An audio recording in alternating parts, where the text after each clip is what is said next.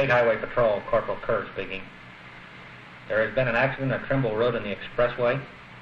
A car and truck are involved. You say 2 persons have been killed, and there are several others injured. Have you called an ambulance? Your name? Telephone number? 164. Okay on the signal 30 en route. Okay on the signal 30 en route.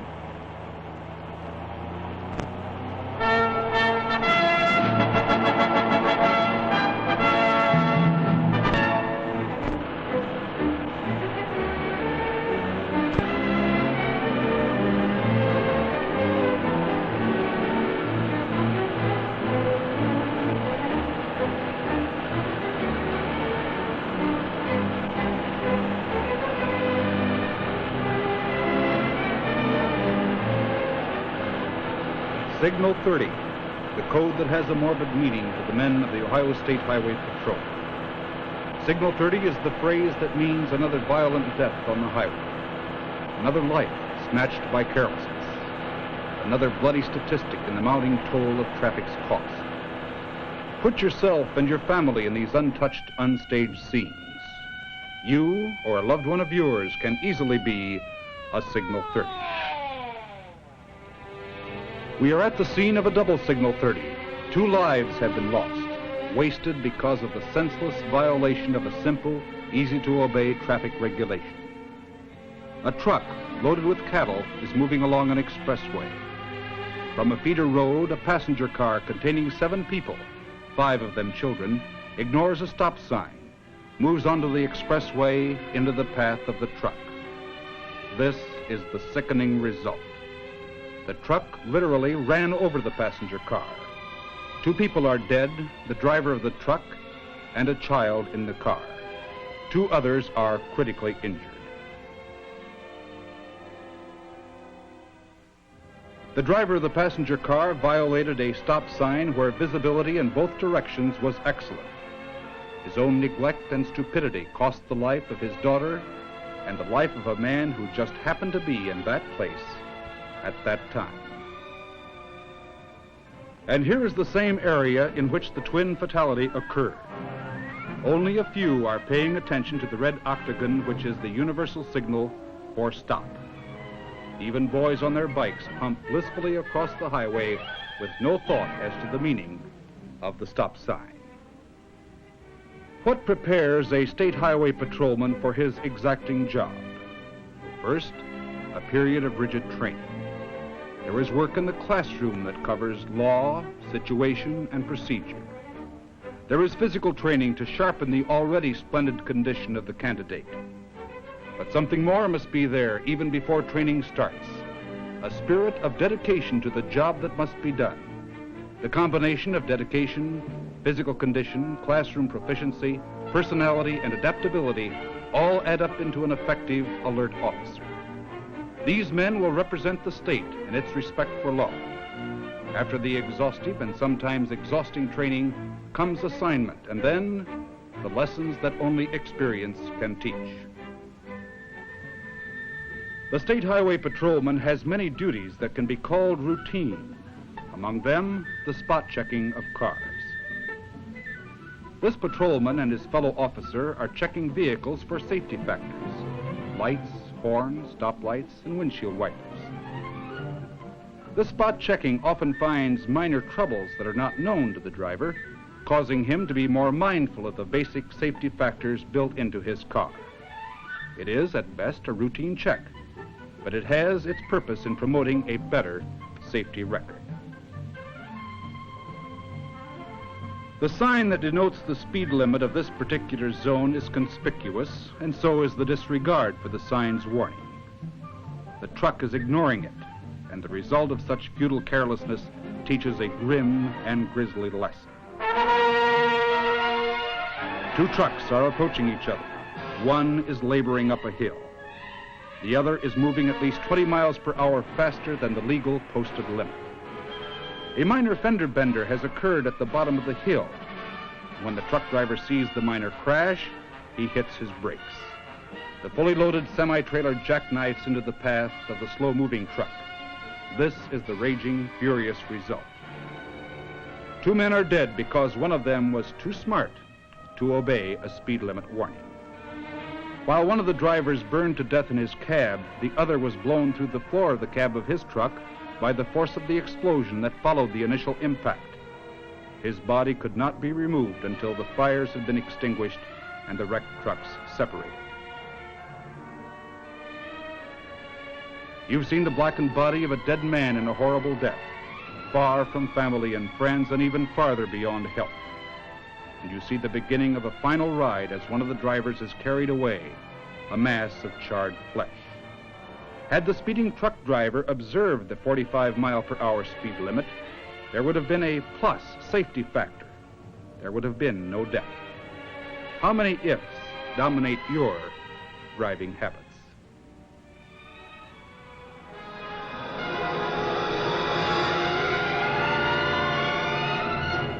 Meet the passenger, painfully, though not seriously injured. Now, meet the driver, bumped about considerably, but surprisingly healthy. The driver of the car lost control of the vehicle. The car skidded 165 feet off the right side of the road, hit an embankment, went 27 more feet, rolled end over end for 108 feet, knocked down a fence, rammed into a post on which several mailboxes were mounted. The crossbar is seen piercing the car as it narrowly missed the driver and the passenger on the way to the left rear door. One man injured painfully, the other scared stiff, with only a hazy recollection of what happened. This is the result of driving carelessly, with only casual attention given to the important mechanics of driving.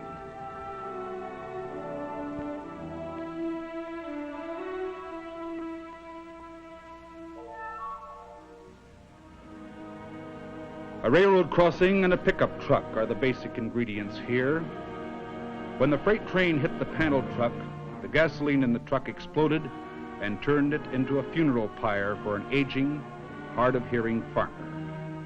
In spite of warnings and education, the toll taken at rail crossings remains foolishly high, probably the most needless among many unnecessary ways in which to meet death.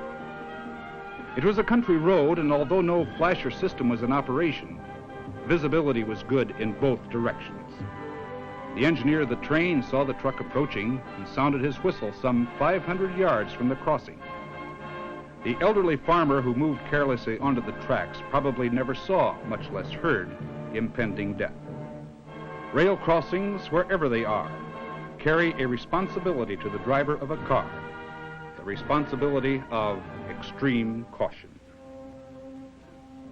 So the sickening, stiffened, charred mass that once was a man is removed. Every accident has at its base a violation of a traffic rule. Reckless operation of an automobile opens up a multitude of driving sins. Here on a state route, whether by speed or other causes, the driver loses control of his car. The vehicle rolls over, throwing the driver out and pinning him under the wreckage. Death most certainly has resulted from all appearances. 20 men are careful in lifting the car bodily because it is feared that rolling the car over might aggravate the injuries of the victim, if indeed he is alive. The 20 men hold the car up while others gently remove the body. But a guardian angel hovered close to the man. He was found to have only serious injuries, nothing fatal. He lived to tell about it. Did he boast of beating death? Well, perhaps we don't know. Maybe he lived to tell others of the folly of driving recklessly. Maybe he was spared so that he could tell others that traffic laws are effective weapons against death and injuries only when they are obeyed.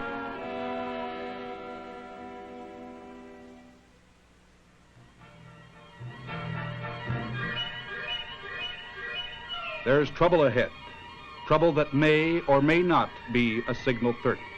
What will we find? A minor mishap? Or will we look upon the stark face of death?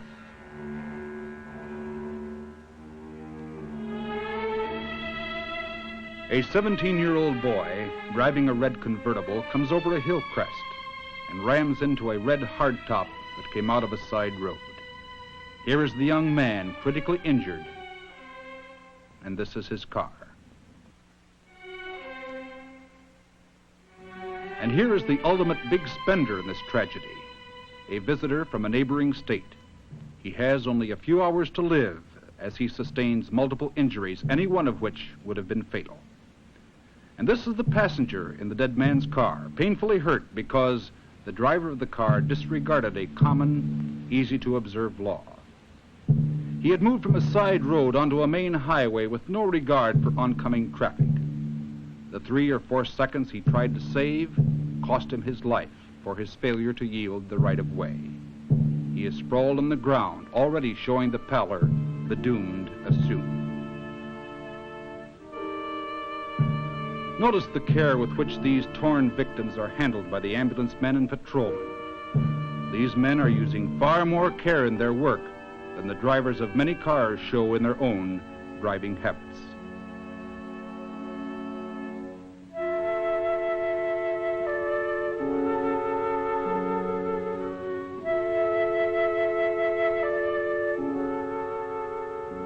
Under the green blanket is the driver of the convertible, while the driver of the hardtop lies only a few hours away from death. Another victim of the careless disregard of laws that were made not to restrict drivers, but to protect them. The man and his wife were in the area to attend her mother's funeral the next day. Thus, 14 hours before that sad ceremony, her husband met his death. The end of a trip to a funeral was simple in this case: another funeral.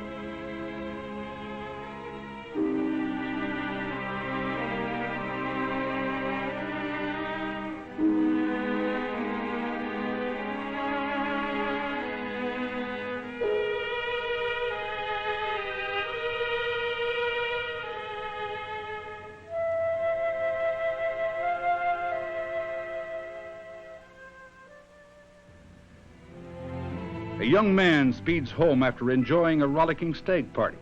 He thunders down a dirt road and plunges through a dead end, through a farmer's fence, and into an area that had recently been cleared of trees.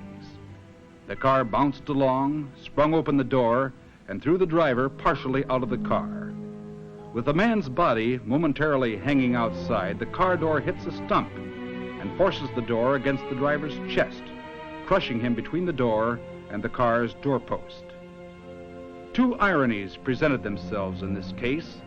One, the damage to the car was slight. A repair bill of $75 to $100 would have covered it easily. Second, the man and his wife were planning a party for the next day, a party observing his young son's birthday. Another fact that should be remembered in this careless, useless expenditure of life: the dead man knew the road well, knew it too well, because here familiarity was the mother of carelessness. The officer who investigated the fatality had the sad task of telling the man's wife and children of the tragedy, a task that grows no easier with repetition.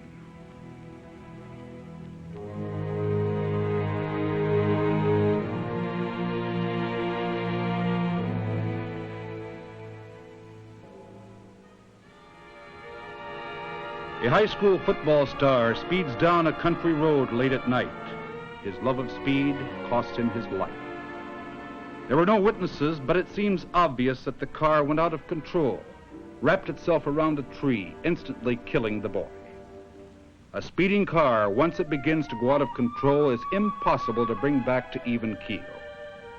It took several hours for the car to be pried away from the tree so that the boy's body could be recovered. The lad may have been fast on the gridiron, but speed on the highway is at best a losing and deadly game, as the lad's family sorrowfully learned.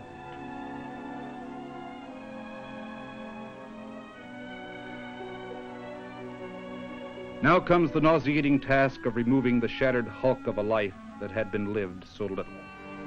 The finale to the tragedy comes as the lad is placed in the rubber sack, the last offering to the great god Speed.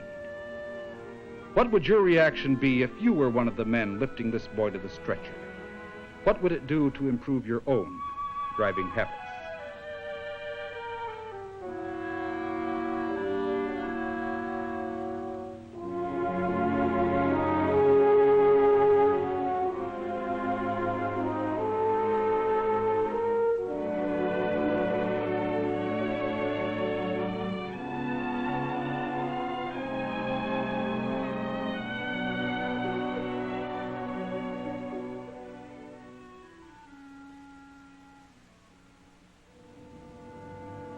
Death sometimes plays an overture of torture.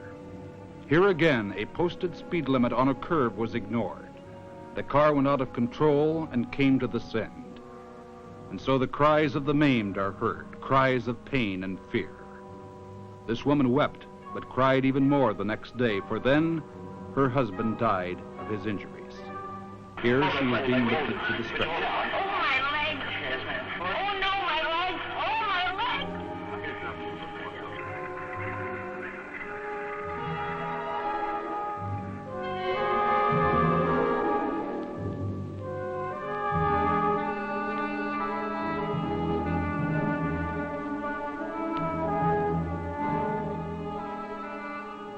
Now he's being lifted out of the car, laid on the stretcher, his life having but fleeting hours to run.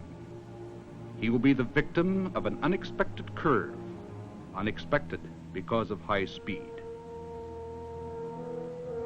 We're cruel, cold, and harsh, you say. You shouldn't be made to see and hear this. How could we give a better lesson on carelessness? See for yourself how sordid and sickening impending death can be. And see for yourself the weapon in this case, the steering column.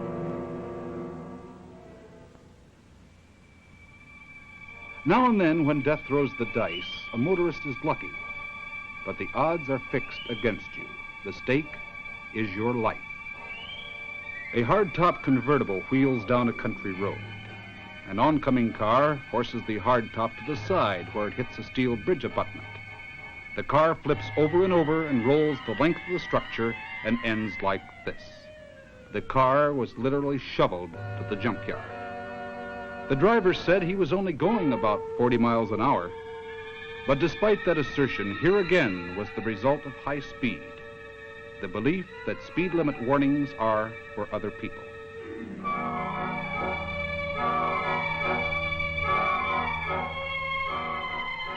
The driver? Oh yes, miraculously, he was unhurt. His injuries were limited to a few scratches. He crawled out of this tangled mess of metal. How could it be? A truck-trailer outfit is loaded with 40,000 pounds of steel pipe. The driver is on his way home, 2,000 miles away. There's a sharp curve. The heavy rig goes out of control and ends in a creek. The young driver is crushed to death in an instant by the shifting steel.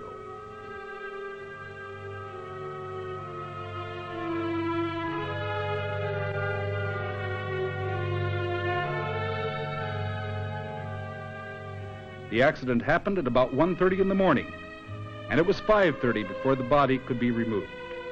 Much of the steel had to be removed first before wrecking equipment could be brought into operation. Adding to the tragedy was the fact that the young man was on his first trip for a new company on a brand new job, his first over-the-road experience alone. Was he sleepy? Was he going too fast for safety? What factor came in here to cause death? Well, whatever it was swift and it was final. If it was speed, the warning is clear. If it was drowsiness, it still is a lesson, because driving is a full-time job requiring 100% of the driver's faculties. The morning sun lights the last act of the tragedy. The young man is on his way home.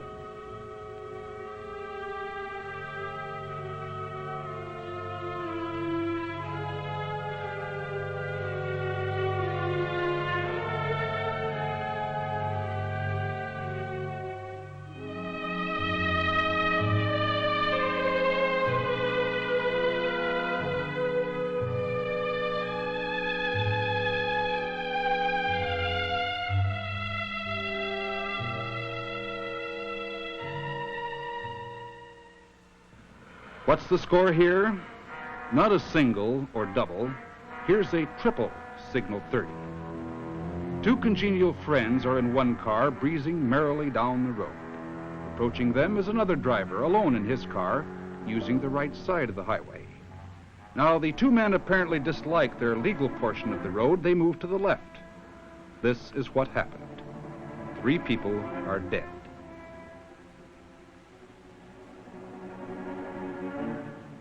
Here, the oldest traffic law in history has been broken. Keep to the right. Now, the men who died in this one were no different than you or I, really. So imagine yourself in this position. Believe me, it could happen to you.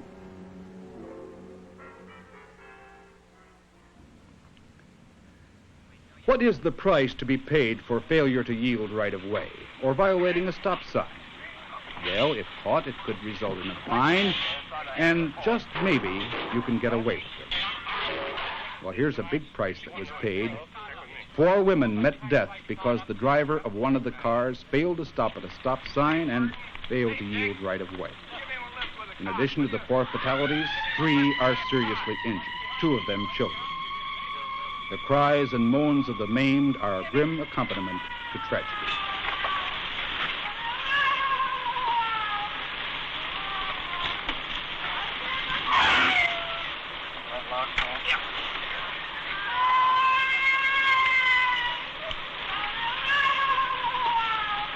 Give me one lift with a cot, will you? You get her out? No, we can't get her. Big girl. Huh? You want that up a little farther?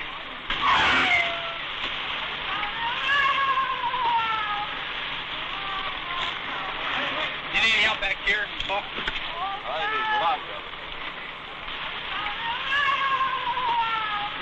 Wait, no, yeah, watch the plate. The woman whose cries you hear died a few hours later. She was the mother of the driver of the car. The car's driver was found to have had a long record as a traffic violator. Has the accident given her sleepless nights and regret? The fact remains that her callous defiance of law led to the death of 4 people. So this is the price that can be paid for violating a simple traffic law. Are you willing to pay it? Can you afford it? Think again, friend. Think again. Okay, Paul, I'll be with you in a minute. How?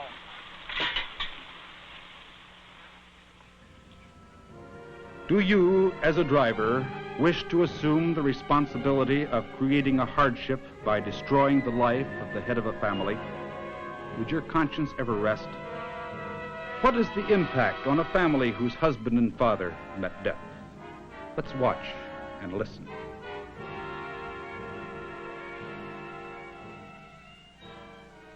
Ma'am, if you'll recall, last fall I had the unpleasant task of informing you that your husband had been killed in an automobile accident.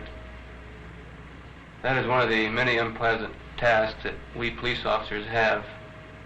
Today I would like to get some sort of a message from you to pass on to the motoring public. As you know, there are many thousands killed in accidents each year. What type of work did your husband do? He was a lineman for the High Edison Company. He worked with high voltage. He had a very dangerous job. He was careful with his job. Was he a careful driver? Well, he was a fast driver. He was usually reasonably careful, but he did drive fast. More so when he was alone than he did when the children and I were with him. Did you ever have to correct his driving? Yes, I asked him to slow down quite frequently. And how has this accident affected your life and your family's? Well, it means that I'll have to go to work very shortly, provide for the children's education, all their needs, whereas they would have had a father to help with that. The letter E is an important item in highway safety. It stands for education, enforcement, and engineering. Our highways are engineered for safety and convenience. Enforcement officers are trained and alerted to help traffic flow smoothly and safely. And that leaves the third E, education, and that one involves all of us. If we educate ourselves to our dangers and our responsibilities, we can expect accident-free highways. We can obey the law. We can use courtesy and consideration. Let's all of us regard the automobile as a useful servant and priceless necessity, not as a weapon to maim and kill.